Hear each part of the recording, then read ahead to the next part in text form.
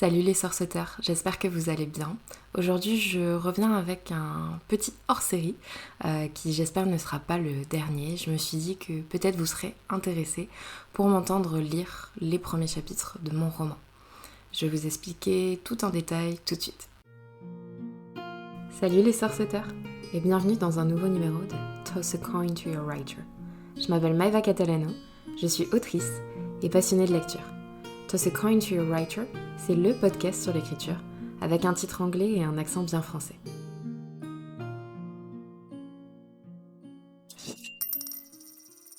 Donc pour rappel, Lionheart, c'est mon premier roman que je réédite cette année. Il est en précommande sur Amazon à seulement 99 centimes jusqu'à dimanche prochain, la sortie, le 1er août. Tout simplement parce que je me suis dit que c'était bien de vous faire une petite offre en e-book et il sera au prix de 17€ pour le format papier. Aujourd'hui donc je vais lire des petits extraits du roman. On va commencer par le prologue et le premier chapitre. Ce sont tout simplement des extraits que vous pouvez retrouver sur mon site internet et du coup la lecture sera disponible en IGTV sur Instagram et sur le podcast dans ce petit hors-série. Avant de commencer, c'est bien de rappeler que Lionheart est un roman polyphonique, c'est-à-dire à plusieurs voix, qui alternent parfois dans le même chapitre ou dans des chapitres différents.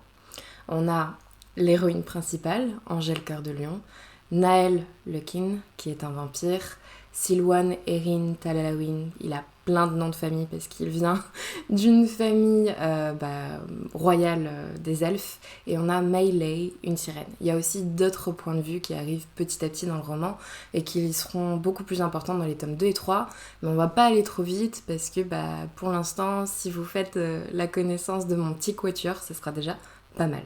Donc je vais commencer à lire le prologue et avant chaque partie ou chaque chapitre, je vais dire le nom du personnage qui est inscrit dans la version écrite en italique pour que vous sachiez tout simplement qui parle. Bon, je crois qu'on est prêt à faire cette petite lecture. On commence donc le prologue de Angel Heart, tome 1, Lionheart. Prologue. Angèle Cœur de Lion. Je n'entends plus rien. Est-ce à cause du tambourinement à mes tempes qui me fracasse les oreilles, ou un de ses choix? J'avance à tâtons, n'osant me retourner. À quoi cela servirait-il de toute manière? Je suis aveugle, faible humaine, qui se taillade les mains en avançant à quatre pattes. Je grimace alors que les bouts de verre s'incrustent sous ma peau. Quitte à me voler mes sens, n'aurait-il pas pu m'ôter également la douleur? Ma vision revient peu à peu, toujours floue. Je décide de ne pas prêter attention à la couleur rouge qui borde mes mains et essuie mes yeux d'un revers de manche ensanglanté. Voilà, les larmes ne me brouillent plus la vue.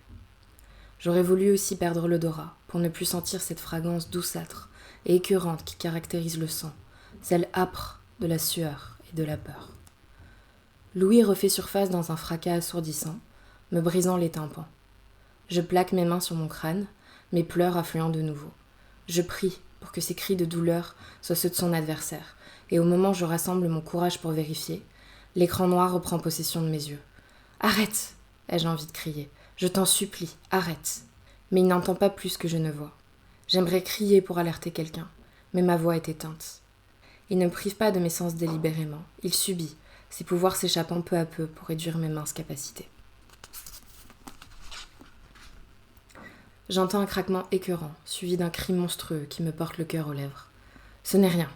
Il a simplement atterri sur une table, je me persuade. Continue jusqu'à la sortie. Fais-le pour lui. Je reprends ma marche parmi les bouts de verre, mes larmes diluant le sang sur mon visage et traçant des sillons blancs sur mes joues humides et poisseuses. Naël Lekin.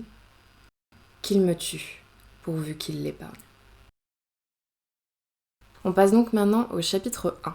Intitulé « Je fais la rencontre d'un odieux, mais beau, personnage ». Angèle Cœur de Lion. 2 ans. 2 ans que je n'ai pas mis les pieds ici. Buckland n'a pas vraiment changé. Est-ce que les petites villes du sud-est de l'Angleterre changent vraiment, après tout? J'ai passé 2 ans à Londres avant de retrouver la tranquillité et le calme de Buckland, le long de la Manche. Fini les balades mouvementées en bus londonien pour le travail de mon père. Enfin retrouver les trajets à pied pour aller en cours. Que de joie, si vous voulez mon avis. Je referme la boîte aux lettres. On a beau la vider tous les jours, elle est remplie au petit matin. Je soupçonne les voisins de fourrer notre boîte aux lettres avec les publicités dont ils ne veulent pas. Ça n'a pas vraiment d'importance, nous ne resterons pas longtemps. La maison est vieille et elle sera bientôt rachetée pour devenir un charmant parking. Je feuillette les enveloppes, mais elles sont toutes adressées à Ava et Dan Cœur de Lion, mes parents. Notre nom de famille est particulier et détient plus de sonorité française qu'anglophone. Je me rappelle avoir nargué plus d'une fois des pestes à couettes au primaire. Pourtant, je n'ai jamais mis un pied en France. Tiens papa, je lance à mon père en lâchant les lettres sur la table. Il pose son journal et son café sur la table, et ses yeux émeraudes dont j'ai hérité lorgnent sur les maudites missives. Encore, grogne-t-il. Ses mains passent d'un geste vif dans ses cheveux bruns, puis glissent sous son menton, après avoir effleuré ses quelques rides. Va t'habiller si tu ne veux pas être en retard, me rappelle-t-il à l'ordre. Je monte les escaliers 4 à 4 et tombe sur la porte de la salle de bain, close. Liam, sors de la salle de bain, je m'exclame. Mais je m'amuse, insiste mon démon de frère. Liam est un vrai petit monstre. Bien sûr, il est mignon, avec ses joues toutes rondes d'enfant de 5 ans, mais... Enfin, toutes les personnes étant l'aîné dans leur famille me comprennent largement. Liam, sors maintenant. Non, tu vas le dire à maman, crie mon frérot adoré, seulement par mes parents. Dire quoi, trésor? Que j'ai cassé ta poupée, pleurniche-t-il. Une poupée? Il pleure pour une poupée?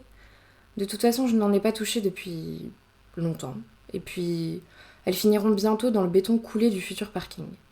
Mais en réfléchissant bien, j'ai déjà légué toutes mes précieuses Barbies à la petite voisine il y a plus de 2 ans. Il n'y en a qu'une qui l'a pu... Où tu as pris la poupée, Liam? Je m'enquille, en parlant un peu plus fort pour aller chercher mes affaires dans ma chambre. Ce mioche va bientôt sortir si je sais de quelle poupée il parle. Celle sur la commode de maman, braille-t-il entre deux sanglots. Je ne sais pas pourquoi, mais je l'imagine en train de pleurer à grosses gouttes, tout en noyant la salle de bain. De toute façon, ce n'est pas une de mes poupées. Juste le superbe poupon hors de prix qu'a offert la défunte tante Lali à maman quelques mois avant sa mort. Rien de grave en somme. Enfin, pour moi. Ce n'est pas grave, chérie, elle ne sera pas en colère. Il suffit juste que tu lui dises la vérité. La porte s'entr'ouvre. Victoire. Elle est où? Sanglote mon frère. Dans l'atelier. Dans celui où elle fait plein de dessins? Ah bah parce qu'il y en a d'autres, petit morveux. Il part au fond du couloir et entre sans toquer. Je me rue dans la salle de bain, au cas où il reviendrait à la charge.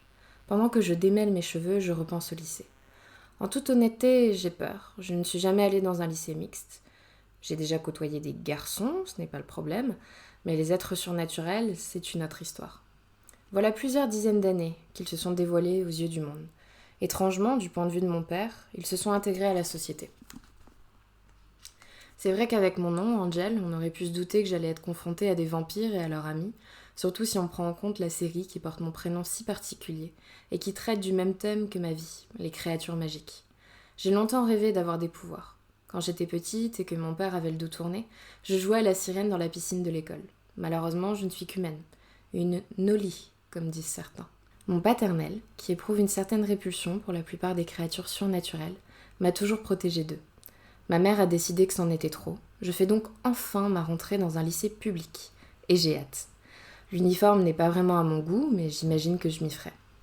Je crois que mon père a surtout peur que je m'approche des vampires. J'essaye de me rassurer en me disant qu'il n'y a pas de raison que ces immortels me trouvent à leur goût. Le don du sang, c'est aussi fait pour ça. C'est marrant comme le nombre de donneurs a largement augmenté après la révélation au monde entier des buveurs du sang. J'inspecte ma queue de cheval et soupire. Ça fera l'affaire. J'enfile mon uniforme et retiens une grimace. J'ai dû pas mal grandir cet été, parce que la jupe me semble un peu plus courte que la réglementation. Mon père va sûrement faire une syncope.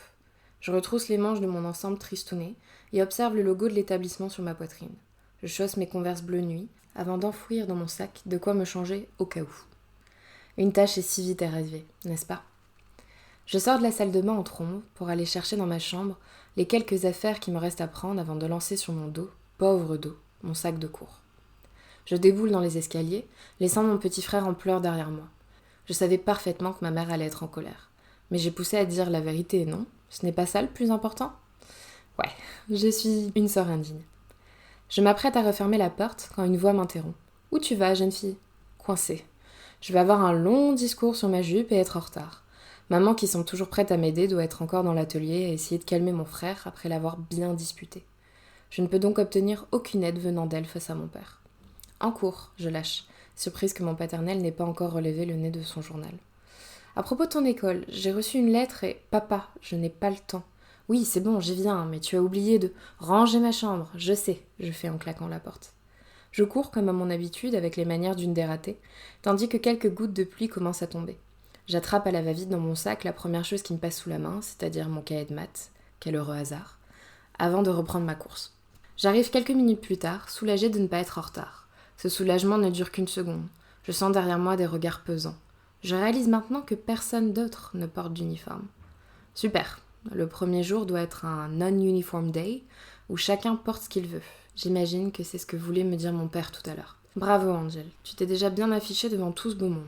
Pendant que certains chuchotent sur mon passage, je me rue vers la porte des toilettes et avec un soupir me précipite vers une cabine libre. Je me félicite d'avoir pensé à apporter des vêtements en plus. Pendant que j'empoigne mon jean, je fais attention à ne pas effleurer la cuvette d'une propreté douteuse. Je laisse mon blazer de côté et enlève les 2 premiers boutons de mon chemisier qui me serrent la gorge. Je sors enfin des toilettes pour me retrouver dans le couloir et détache ma queue de cheval. Mes cheveux roux retombent sur mes épaules. J'aperçois une vieille connaissance et mon estomac se noue entre joie et appréhension. Meryl Neber et ses cheveux aux reflets noirs n'ont pas changé. Son entourage, oui. Des filles aux allures de poupées froufroutantes jacassent avec elle comme des pies. Je me rapproche néanmoins d'elle, espérant que quelqu'un m'aiguille pendant mon premier jour. Meryl ? Angel ! S'exclame-t-elle d'une voix haut perchée que je ne lui connais pas. La vraie Meryl aime le foot, la boue et le cinéma. Ce clone semble préférer le rouge à lèvres et le fard à paupières. Ce n'est pas une mauvaise chose du tout, c'est juste bizarre. Quand on déménage, on garde en tête l'image d'anciens amis. Ils sont comme imprimés sur un papier photo et ne bougent jamais. C'est toujours étrange de les revoir après quelques années. On échange quelques civilités et je tente finalement de m'esquiver, mal à l'aise. Ok, on se voit plus tard, hein, propose-t-elle. Elle ne le pense pas réellement, j'imagine. Je n'ai pas le temps de répondre que son attention se reporte sur quelque chose d'autre. Quelqu'un d'autre. Toute la bande se retourne sur son passage. Je peux lire dans les yeux de ces filles toutes les envies qui naissent dès qu'elles croisent le regard du jeune homme. Je suis la direction de leurs désirs, et ma vision atterrit sur les pas d'un garçon, accompagné par 2 de ses amis. Trop tard. J'ai tourné la tête trop tard pour apercevoir le visage du vampire. Ça ne peut être qu'un vampire pour déclencher l'extase de toutes ces Barbies à mes côtés. Je me mords la lèvre en m'éloignant à pas furtifs. La première heure me semble passer bien vite au début. Je songe à mon père en train de donner ses cours d'art à la galerie et à ma mère peignant ses toiles. Mon frère est certainement en train de s'entraîner à créer une œuvre avec ses doigts entre 2 tentatives pour réviser l'alphabet. Quelqu'un vient interrompre mes rêveries. Monsieur Cooper, notre professeur principal, qui nous enseignera l'espagnol. Je ne comprends pas tout de suite qu'il m'invite à me présenter devant la classe. J'attends le feu vert du professeur pour commencer. Il semble vouloir procéder étape par étape. Ton nom, ton prénom et ton âge, s'il te plaît. J'attends que les rires et les chuchotements dus au sérieux de Monsieur Cooper s'affaiblissent. Bonjour, je m'appelle Angèle Cœur de Lion et j'ai 16 ans. Je pense soudainement aux vampires, aux elfes et aux sirènes qui doivent déjà avoir plus d'une centaine d'années. J'ai fait mes devoirs avant de venir et j'ai dévoré beaucoup de guides. Je n'en reste pas moins une débutante en la matière. J'aperçois les oreilles de notre professeur lorsqu'il me demande de continuer ma présentation et qu'il invite d'autres nouveaux à faire de même. Elles sont légèrement pointues. J'en conclus donc que c'est un faé, ou du moins un elfe. D'après mes recherches, ces personnes possèdent une apparence jeune et humaine, quoique svelte, et d'une grande beauté. Des questions ? Demande notre enseignant à la classe. Des mains se lèvent, ce qui suscite ma surprise. Bien, Jess ? Un jeune homme à la peau légèrement hâlée et aux yeux clairs baisse lentement sa main avant d'ouvrir la bouche. « Tu viens vraiment des cieux, mon ange ?» sourit le garçon aux cheveux châtain clair. Je ne me crispe pas malgré l'allusion très lourde à mon prénom. « Pas vraiment, non, désolé, je réponds au garçon aux prunelles mentalo. Il fait mine de râler, ce qui en fait sourire plus d'un. Je suis tombée sur le pitre de la classe, on dirait. Dommage, mes parents refusent que je sorte avec des humaines.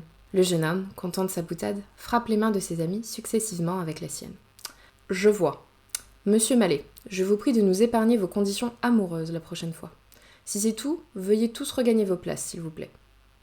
Alors que je retourne à ma chaise, des signes de contrariété se font entendre. D'accord, alors est-ce qu'au moins une de ces questions ne concerne pas l'éventuel célibat de mademoiselle ? Quelques mains de garçons se reposent d'un même geste sur les bureaux.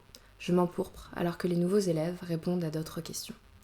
Il est enfin temps de prendre une pause, quelques minutes précieuses, où je peux me reposer sur un banc. Trop heureuse que Jess, c'est bien Jess son nom, m'épargne sa compagnie, je mets mes écouteurs sur mes oreilles et me coupe du monde extérieur. Je baisse le son, limitant la mélodie à combler le silence. Le monde semble si différent. Les gens aussi, j'imagine. J'observe toutes ces personnes dans cette grande cour, me donnant presque l'impression qu'on m'offre un spectacle. Certains se retrouvent après 2 mois d'absence, se serrant mutuellement dans leurs bras. D'autres, les retrouvailles passées, entament un match de football. Certains vampires, agiles et rapides, ne me laissent même pas le temps de contempler leurs mouvements, que plusieurs points sont déjà gagnés par leur équipe. Je suis plutôt habituée à regarder les gamins pâteaux et sans grâce s'amuser dans la cour du collège. Voilà qui va me changer. Je tourne la tête pour contempler des loups se chamailler. C'est la première fois que j'aperçois des lycanthropes. Les souvenirs des films d'action fantastiques mettant en scène des loups-garous me reviennent tout de suite en tête.